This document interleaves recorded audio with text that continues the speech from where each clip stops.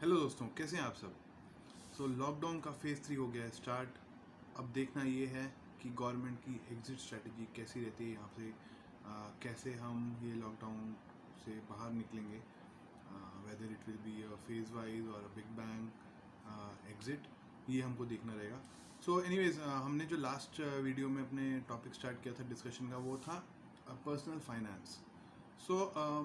Personal finance के कुछ basic rules होते हैं, जैसे कि सबसे इम्पॉर्टेंट रूल है इमरजेंसी फंड। इमरजेंसी फंड के बारे में आज आपको बताऊंगा। इमरजेंसी फंड होता क्या है, क्यों बनाना चाहिए हमको इमरजेंसी फंड, और कैसे बनाएं, कहाँ पार्क करें, और उसको क्रिएट करने का बेस्ट तरीका क्या है।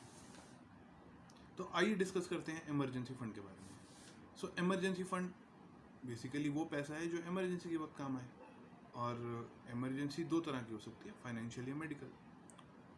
कोई भी इमरजेंसी फाइनेंशियली टैकल की जा सकती है, सिर्फ मेडिकल इमरजेंसी जो है that can not be tackle only with financial help और फाइनेंशियल सपोर्ट। उसमें और भी फैक्टर्स होते हैं। तो इसीलिए हमको इमरजेंसी फंड क्रिएट करना चाहिए, क्योंकि हमारे पास 24 घंटे सातों दिन हमारे पास लिक्विड पैसा होना चाहिए, लिक्विड मनी होना चाहिए, जो हमारे पास इंस्टेंटली एक्सेसिबल हो, हमको वेट ना करना पड़े, उसमें कोई क्लॉजेज ना हो, उसमें कोई आपका पेनल्टी ना हो। इस तरह का हमारे पास फंड एक क्रिएटेड होना चाहिए, जो उसको this is one of the basics of personal finance. और कब क्रिएट करना चाहिए इमरजेंसी फंड? बहुत सारे लोग शुरू में ही म्यूचुअल फंड्स में इन्वेस्ट करना शुरू कर देते हैं, स्टॉक मार्केट में इन्वेस्ट करना शुरू कर देते हैं, और तरह तरह की इन्वेस्टमेंट्स करते हैं, एफडी ये वो। बट इमरजेंसी फंड बहुत कम लोग क्रिएट करते हैं, अवेयरनेस बहुत कम है।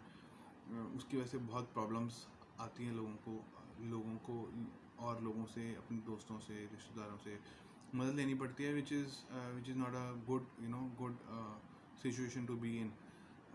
तो इमरजेंसी फंड कब क्रिएट करें? अभी क्रिएट कीजिए। Now is the time to create emergency fund. You don't have to wait for anyone.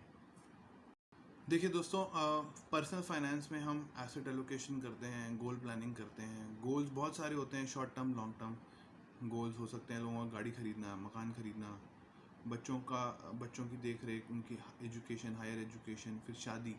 Specially in Indian context, that is also a goal कि बच्चों की शादी करना पेरेंट्स की रिस्पॉन्सिबिलिटी है। और फिर अपनी रिटायरमेंट प्लानिंग करना। तो ये सब इम्पॉर्टेंट गोल्स हैं, जिनको सिग्निफिकेंट टाइम लगता है कंप्लीट करने में। बट ये सब प्लानिंग के हिसाब से चलते हैं। प्लानिंग के हिसाब से जो नहीं चलती है ना, वो है emergency. Emergency becomes urgent, and urgency takes precedence over importance. तो इमरजेंसी फंड क्रिएट कैसे करें? बहुत आसान है। हमने ये इक्वेशन ज़रूर पढ़ी है सबने, savings equals to income minus expense. तो जो भी आपका इनकम जनरेट करते हैं आप, जैसे भी, उसमें से आप अपना खर्चा निकालते हैं, जो बच जाता है उसको सेव कर लेते हैं। इस इक्वेशन को थोड़ा बदल देते हैं। आप जो भी इनकम जनरेट करते हैं, पहले उसमें से अपनी सेविंग्स को अलग कर लीजिए, और जो भी बचे उसको अपना खर्चा बना लीजिए। इससे आपकी सेविंग्स जो हैं वो फिक्स्ड हो जाएंगी, और सेविंग्स करने का ये बेस्ट तरीका है। तो अब दोस्तों, बहुत इम्पॉर्टेंट सवाल ये है कि इमरजेंसी फ़ंड को कहाँ रखें, मतलब ये पैसा कहाँ रखें जिससे कुछ इनकम भी बन जाए, उस पैसे को अच्छे से डिप्लॉय किया जाए, ताकि उस पर कुछ इंटरेस्ट इनकम या कुछ रिटर्न ऑन इन्वेस्टमेंट कुछ तो आए, वो ऐसी खाली ना पड़ा रहे। और दूसरा, सेफ्टी, क्योंकि इमरजेंसी फ़ंड पे हम कॉम्प्रोमाइज़ नहीं कर सकते। उसको डेफिनेटली इक्विटी इंस्ट्रूमेंट्स में, जिसको बोलते हैं स्टॉक्स या इक्विटी म्यूचुअल फंड्स में, नहीं डालना चाहिए कभी भी, क्योंकि उसका कोई भरोसा नहीं है। रातों रात गेम आपकी पूरी चेंज हो सकती है। तो इमरजेंसी फ़ंड को आप कहाँ पार्क करें? सबसे आसान तरीका है सेविंग्स बैंक में, अपने सेविंग्स अकाउंट में आप कर लीजिए इमरजेंसी फंड पार्क। आज की डेट में सेविंग्स अकाउंट में SBI 2.75% इंटरेस्ट दे रहा है पर एनम। तो इंटरेस्ट रेट्स थोड़े कम हो गए हैं, और बाकी बैंक 3.25 3.5 के करीब दे रहे हैं। कुछ बैंक जो हैं, जैसे IDFC कैपिटल फर्स्ट बैंक है, उनका ऑनलाइन अकाउंट खुलता है। दे आर गिविंग 6.5 के करीब I think they are giving 6.5, but that is also a risky proposition going by historical experience of Yes Bank crisis recently which happened. So I would say avoid that. आप तरीका ये है, savings bank में savings account में अपने emergency fund को park कर लीजिए. एक स्वीप इन फीचर होता है सबके बैंक अकाउंट में, ऑलमोस्ट सारे बैंक्स ही ऑफर करते हैं स्वीप इन फीचर. उसमें ये होता है कि आप एक थ्रेशोल्ड लिमिट सेट कर देते हैं कि इसके ऊपर जितना भी पैसा जाएगा, फॉर एग्जांपल मेरे अकाउंट में 1,10,000 रुपये हैं और मैंने लिमिट सेट कर दी 1,00,000 रुपये, तो 10,000 रुपये की FD बन जाएगी. 10,000 रुपये पे मुझे FD का इंटरेस्ट मिलेगा. और जब मुझे कभी पैसा की ज़रूरत पड़ेगी, मान लो मुझे 1,05,000 की ज़रूरत है, तो मैं 1,05,000 इंस्टेंटली रिडीम कर सकता हूँ और मेरे को कोई पेनल्टी भी नहीं लगेगी. इंटरेस्ट FD का मिलेगा बट पेनल्टी कोई नहीं लगेगी. दूसरा तरीका है रिकरिंग डिपॉजिट. बहुत आसान है, मंथली इन्वेस्टमेंट आप कर सकते हैं. आपको 5.5 से 6% जो भी आज की डेट में इंटरेस्ट रेट चल रहा होगा वो आपको मिल जाएगा. तीसरा तरीका, लिक्विड फंड में SIP चला सकते हैं. सिस्टमेटिक इन्वेस्टमेंट प्लान आप लिक्विड फंड में डाल सकते हैं और उसका तरीका जिससे ऑलमोस्ट सेम है ये रिकरिंग डिपॉजिट के, और रिटर्न्स भी ऑलमोस्ट सेम है रिकरिंग डिपॉजिट और FD और लिक्विड फंड के ऑलमोस्ट सेम है. ख़ास बात यह है इसको विड्रॉ करने में कोई एग्जिट लोड या पेनल्टी नहीं लगती. और एक इम्पॉर्टेंट बात जो है, इसमें जो है ना पैसा इंस्टेंटली रिडीमेबल होता है. विद इन फ्यू मिनट्स आपको बैंक अकाउंट में आपका पैसा क्रेडिट हो जाएगा. तो यहाँ ट्रिक ये है कि आप इसमें जो क्लॉज होता है ना इंस्टेंट रिडेम्पशन का, वो होता है कि 90% ऑफ योर टोटल वैल्यू या फिर 50,000 rupees, which ever is lower. So suppose करिए मेरे लिक्विड फंड में 70,000 रुपये हैं.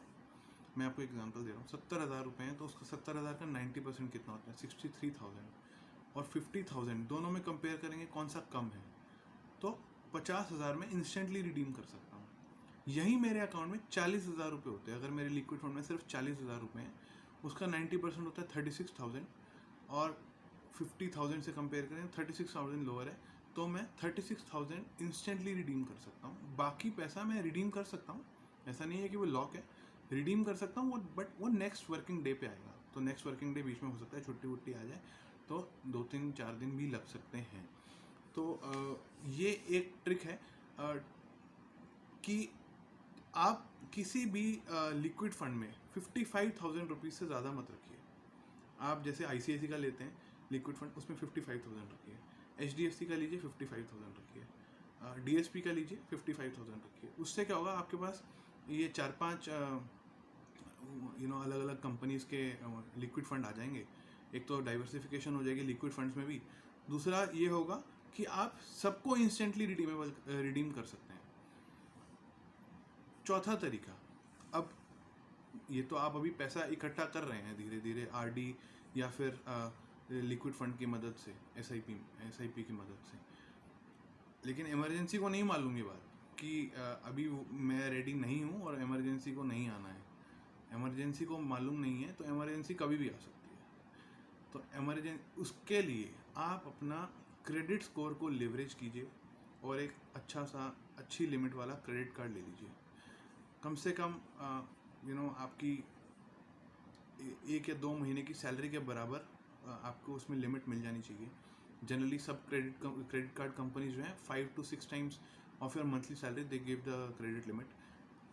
ये इंस्टेंट इमरजेंसी फंड या इमरजेंसी प्रिपेयर्डनेस का एक मेजर है.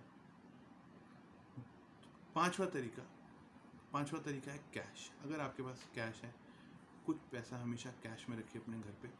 और जो भी मैंने आपको ये 5 ऑप्शंस दिए, इसमें आप कुछ पैसा आप डिवाइड भी कर सकते हैं, मतलब इसमें भी एलोकेशन कर सकते हैं. इसका भी एक काइंड ऑफ पोर्टफोलियो बना सकते हैं.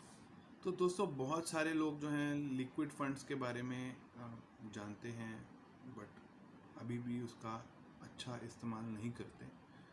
तो लिक्विड फंड्स जो होते हैं ना, बहुत अच्छी चीज़ है. और मेरे हिसाब से बेस्ट तरीका है इमरजेंसी फंड को जहाँ पे पार्क किया जा सकता है लिक्विड फंड्स में.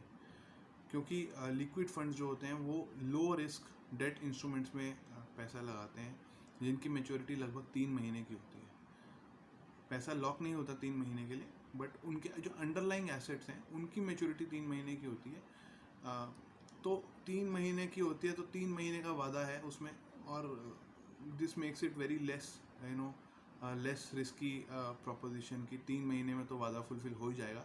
कोई डेट इंस्ट्रूमेंट्स ऐसे भी होते हैं जो 10-10 साल तक जिनकी मैच्योरिटी होती है, तो 10 साल बाद क्या होगा किसने देखा है, तो उसमें फिर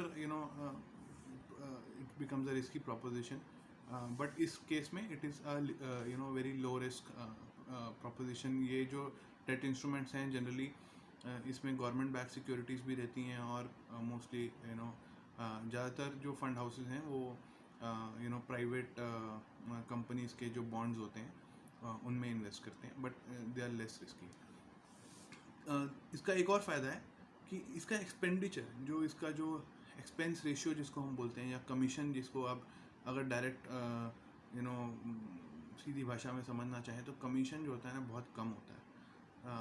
तो इस पे जो आपका जो इन्वेस्टमेंट का जो रिटर्न बनता है वो ऑलमोस्ट क्लोज टू एफडी, या कई बार एफडी को बीट भी कर देता है।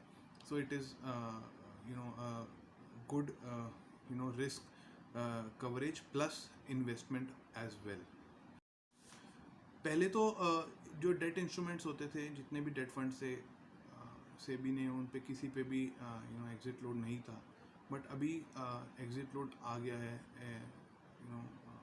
लिक्विड फंड्स में, बहुत नेग्लिजिबल है, ना बराबर ही है। तो और वो भी 1 हफ्ते का, तो ज़्यादा कोई डिफ़िकल्ट प्रोपोजिशन नहीं है। It doesn't makes any much impact. और इंस्टेंट विड्रॉल वाली बात आपको बताई दी है, 90% ऑफ योर वैल्यू और 50,000 विच एवर इज़ लोअर जो आप विड्रॉ कर सकते हैं। लिक्विड फंड में 2 बातों का ध्यान रखना ज़रूरी है। लिक्विड फंड्स जो हैं जनरली इंटरेस्ट रिस्क प्रोन होते हैं। तो सपोज़ कीजिए कि आरबीआई की मॉनेटरी पॉलिसी में रेट कट हो गया, तो आपके सेविंग बैंक का इंटरेस्ट रेट भी कम होगा, आपकी एफडी या आरडी का रेट भी कम होगा, और वहीं पे आपके लिक्विड फंड का भी जो इंटरेस्ट है, जो रिटर्न है, वो कम हो जाएगा, क्योंकि वो भी अल्टीमेटली उन्हीं इंस्ट्रूमेंट्स में इन्वेस्ट कर रहे हैं। So they will not give you out of their pockets, they have to invest in the market, whatever instruments are available in the market, and they will give you return basis that only. यही चीज़ों का ध्यान रखना था। तो ये थी बहुत इम्पॉर्टेंट बात, लिक्विड फंड्स और इमरजेंसी फंड कैसे बनाएं, क्यों बनाएं, कब बनाएं, इसके लिए। तो देखते रहिए हमारा चैनल ट्रैवलिंग पीप्स। लॉकडाउन में कुछ नया सीखिए, नया करिए। इमरजेंसी प्रिपेयर्डनेस पे ध्यान दीजिए, अपनी financial preparedness, financial it is a good time to work on your personal financial goals and manage risk and return both. That is very important. And thanks for watching this video. Please provide your feedback, comments, if you have any questions in the comment section below. And do like this video, share this video with your family and friends, and subscribe to our channel and press the bell icon to get regular updates.